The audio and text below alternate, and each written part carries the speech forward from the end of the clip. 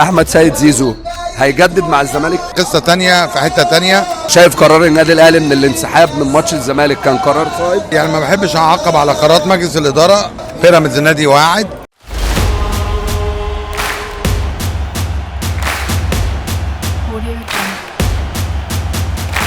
كابتن خالد منور امبابة الاول.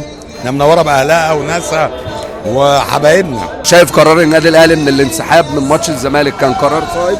يعني كل مجلس إدارة هو يعني ما بحبش اعقب على قرارات مجلس الإدارة، لكن في الآخر هو مش في مصلحة الكورة، يعني أن كان القرار من مين، لكن اعتقاد الشخص ان انت قرار الانسحاب في مباراة امام منافسك التقليدي والقطب الثاني في كرة القدم المصرية الزمالك، وكل يمكن الشرق الاوسط والوسط العربي والوطن العربي كله وافريقيا تنتظر هذا اللقاء، اعتقد حاجة سيئة لينا. معلش يا كابتن خالد انا اسف، يعني حضرتك بتقول القطب الثاني، انت شايف ان بيراميدز ما خدش مكان الزمالك؟ لا الاهلي والزمالك او الزمالك والاهلي قصة تانية في حتة تانية.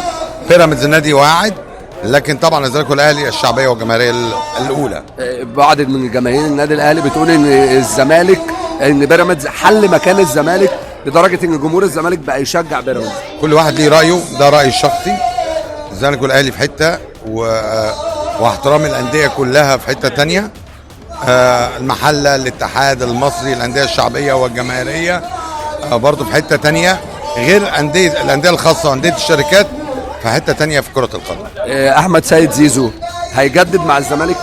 لسه اعتقادي الشخصي في مفاوضات، لكن لم تسفر عن شيء حتى الان. بس طولت يعني احمد سيد زيزو. بس انا مش هكافئ الكوره.